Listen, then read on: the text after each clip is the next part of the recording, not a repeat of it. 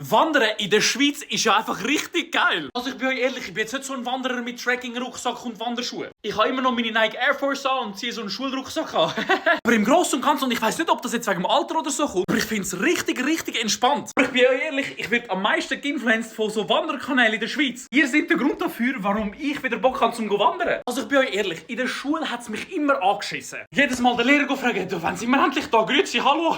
Aber so jetzt so die frische Luft und einfach so mit den Kollegen zusammen wandern. Ich schwöre auf alles, taggt mal eure Kollegen und Kolleginnen und fragt sie mal mit dem Video, wann gehen wir eigentlich mal zusammen wandern? Ich habe letztens so ein richtig geiles Video gesehen, also liebe Grüße gehen raus an die Jungs. Die sind anstatt Party machen, wandern und die Aussicht, die ihr geht. Bro, wo sind ihr durchgelaufen? Aber so etwas ist irgendwie geil, weil während dem Laufen kannst du mit den Homies reden, du kannst vielleicht auch so einen Kopfhörer rein tun, hörst mal Musik, wenn du da mal deine eigenen Gedanken hast. Und wenn du oben bist, kannst du grillieren, kannst du chillen, nimmst dein Znüni-Brötchen raus. Und die Znüni-Brötchen von früher von der Mami. Schreib mal in den Kommentaren, habt ihr eigentlich jemals so Geld bekommen von den Eltern für so Wandertage oder so in der Schule? Ich sage euch ehrlich, ich habe mich immer mehr gefreut auf so das Znüni-Böckchen von der Mami. Mit selber gemachtem Sandwich, Salami, dort noch irgendetwas. Orangen, Bananen, egal was, es hat es drin gehabt. Schreibt mal in den Kommentaren, was ist ein schöner Wanderweg und wo können wir so gut wandern. Und hättet ihr Bock, wenn wir mal einfach mal so einen IRL-Stream machen würden, während wir wandern, einfach zum ein bisschen geniessen. Ich habe so Bock zum Wandern, das sage ich euch ehrlich.